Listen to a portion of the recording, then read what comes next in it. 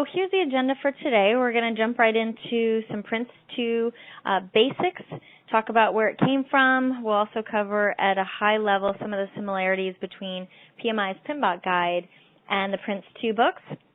Afterwards, we'll talk about some PRINCE2 concepts in a little bit of detail and talk about what are some of the concepts behind running a successful PRINCE2 project. We'll also talk about the PRINCE2 certification path because it's a little bit different than the PMP certification. And at the end, we'll leave some time for Q&A. And yeah, feel free to submit any questions that you have. We'll review them all at the end.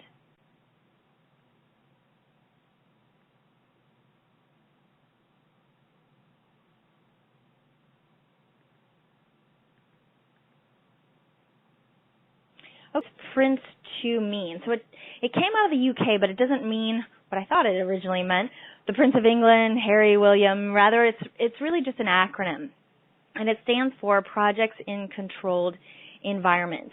It actually came out of the UK. It's the same folks that came out with, if you guys are familiar with ITIL, it's the same group. The first version, very similarly, it has kind of a similar history to PMI and the PMBOK. Version 1 came out in 1989, and like the PMBOK, it's updated every few years. Version 2 came out in 1996, and that version kind of stuck as a name. It's called PRINCE2. The current version is called PRINCE2, the 2009 version. But that's essentially what PRINCE stands for, Project in Controlled Environments. Developed for and is used extensively by the British government. PRINCE2 is in the public domain, so it's non-proprietary best practice guidance on project management. In fact, it's used extensively in places like Australia, the Netherlands, Canada. There's a number of Canadian companies that are using PRINCE2 successfully. There are some U.S. companies as well, though in the United States, PMI's PMP certification tends to be really the leading certification for project managers. But if you're working on global projects, if you're in other countries, PRINCE2 really is what you'll hear a lot of. And it's got some really unique things about it that I think add a really nice complement to the PRINCE2. So my goal today is really to expose you guys to some fresh ideas, some new ways of looking at things in PRINCE2 that are going to complement, enhance, and improve upon what you may already be doing or may be familiar with in following PMI's PMBOK guide in your projects. My second goal is to teach you enough to be dangerous in working in these international projects and with project managers that adhere to PRINCE2 on their projects, because there's a bit of a PRINCE2 language involved, so we'll talk through some of that. I also think it's just a great certification. We'll talk at the end about certification, but it's a really good complement to the PMBOK. It's a really good way to the PMP certification. It's a great way to differentiate yourself in the marketplace because a lot of project managers in the U.S. don't have PRINCE2 certification, but I'm really glad that I got it. I feel like I got a lot of benefit out of it, and we'll talk through why that is. As far as U.S. companies that are using PRINCE2, I know Verizon, there are groups within Verizon that use PRINCE2. Also TJX, it's the company that owns like TJ Maxx, Marshalls. They're using PRINCE2. Intel is using PRINCE2, Allstate. So some bigger national companies are really finding some value in the PRINCE2 methodology. PRINCE2 is methodology, so it's different than PMI's PMBOK guide, which is a framework, and we'll talk a bit more about that. But there's also a certification path behind it. I would wide, there's about 20,000 organizations, both within the public and the private sector, that are using PRINCE2. In fact, the British government has it as a requirement that all of the projects it commissions will follow the PRINCE2 methodology. And like the PMBOK, there is a book that really forms the basis, really is the source material from which all of the information about PRINCE2 comes from, and it's called Managing Successful Projects with PRINCE2. There's actually also another book called Directing Projects with PRINCE2, and that's for your sponsor, your project sponsor. which is kind of an interesting book. It really gives ideas on the responsibilities behind that of a sponsor. It's something that I don't think the PMBOK really speaks to. The PMBOK speaks to more of the project manager, like this book here, Managing Successful Projects, but there's an entirely different book that PRINCE2 offers that I think is kind of neat, that offers a lot of good advice to our sponsors. All right, so let's look at a high level, the differences and the similarities between PMI's project management body of knowledge guide and the PRINCE2 book.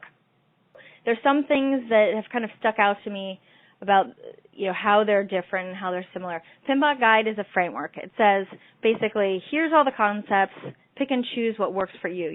Tailor it to your project and to the needs of your organization. PRINCE2 is a little bit different. It's actually a methodology. So a framework is very descriptive and says how, and the PMBOK guide gives you lots of tools and techniques for managing your project, whereas the PRINCE2 book really is a methodology. It's prescriptive, and it says here's the what you should be doing and the why. With that said, there is some tailoring that needs to go into PRINCE2 projects to meet your needs. PRINCE2 does not claim to be as comprehensive as the PMBOK guide. For example, there's no equations or information on creating a schedule. There's nothing on earned value management or anything like that. Rather, PRINCE2 really focuses on key elements that allows your project to be successfully assessed and successfully completed. What's different, too, is PRINCE2 also includes document templates, very process-oriented and structured checklists. So it's really good for like a new project manager. We'll talk about why it's also very approachable for organizations to undertake.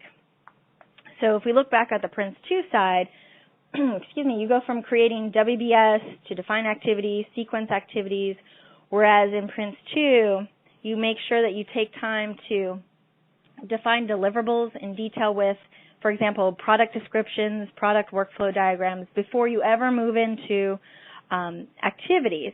And this is what the team is really focused in on. So we'll talk a bit more about this later. But on the PMBOK side, it's very activity focused. And if you ask the PRINCE2 project manager, what's the difference between the PMBOK guide and the PRINCE2? They're going to say PMBOK guide is very focused on activities. If you think about time management, there's 5 processes in planning that you walk through to make sure that you get the activities into your schedule. Whereas PRINCE2 is really focused on deliverables. And again, we'll talk about that a bit later. PMBOK guide, very driven by customer requirements. PRINCE2 is driven by the business case, and we'll talk about why those are different. PMBOK guide has 5 process groups, and actually with the 5th edition, we now have 10 knowledge areas with the addition of stakeholder management, whereas PRINCE2 has 7 principles that kind of line up with process groups, kind of, sort of, and 7 themes, or set, kind of in alignment with the 10 knowledge areas in the PMBOK guide. PMBOK guide actually now has 47 processes that we follow as project managers or that are available as project managers. PRINCE2 keeps it very simple with 7 processes. The definition of project management is also very different. In the PMBOK guide, it's defined as a temporary endeavor undertaken to create a unique product, service, or result. And if you've taken the PMP exam, you probably had to memorize that at some point.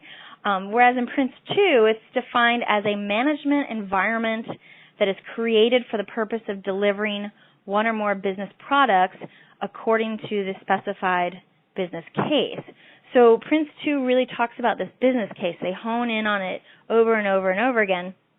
And if you run a PRINCE2 project, you're going to continually test against this business case. And what that does is it really forces you to answer the question, why are we doing this project, throughout the project. And we'll talk